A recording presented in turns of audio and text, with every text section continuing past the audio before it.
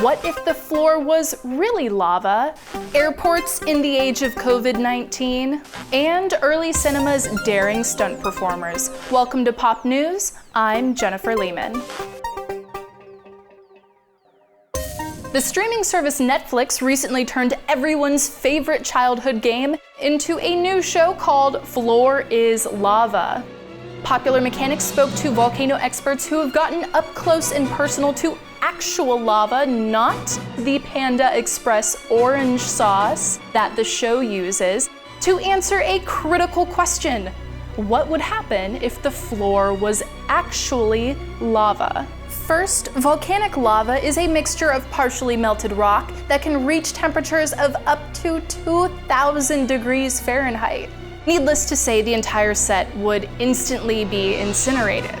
Because lava is so hot and releases noxious fumes like sulfur dioxide, volcanologists have to wear specialized equipment like gas masks and heat-resistant suits. Hopscotching across a lava-filled obstacle course in this heavy gear would be extremely difficult.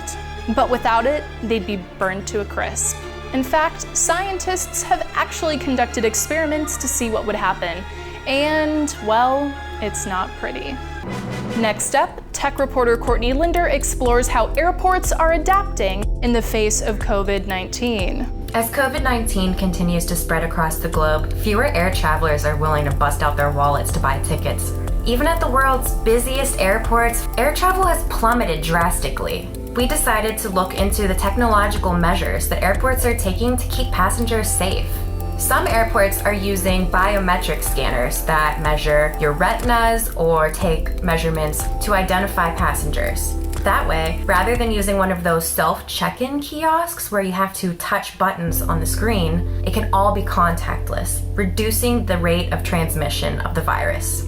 Other airports are using thermal scanners that take the temperatures of passengers as they go through certain checkpoints at the airport. Other airports have installed disinfectant tunnels, which are basically what they sound like, spraying chemicals to make sure that bags and, in some cases even people, aren't transmitting or carrying the virus.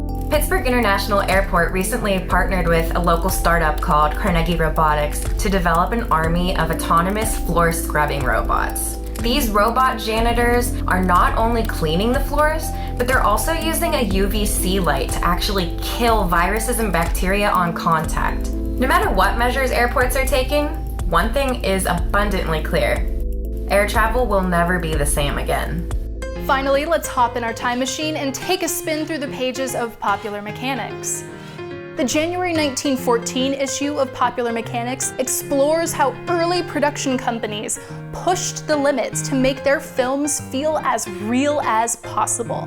One production company built and then sank a wooden replica of an 8,000-ton steamliner, an incredible feat for the early 20th century. Other production companies trained their actors to perform daring stunts.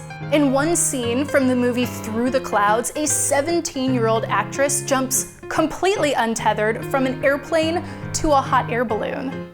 The writers had to rewrite the script after she almost plummeted 3,000 feet to her death. Filmmaking is a lot safer now thanks in part to tools like CGI and better training and techniques for stunt performers. But more than a century later, production companies are still trying to push the limits of creativity and reality. In fact, last month, NASA announced that actor Tom Cruise would be filming scenes from an upcoming movie aboard the International Space Station. Thanks for joining us. If you'd like to learn a little bit more about the stories we shared, you can click the links below or visit Popular Mechanics' website. Hold it! He wrecked the house and everything else except himself and, oh yes, that rabbit's foot.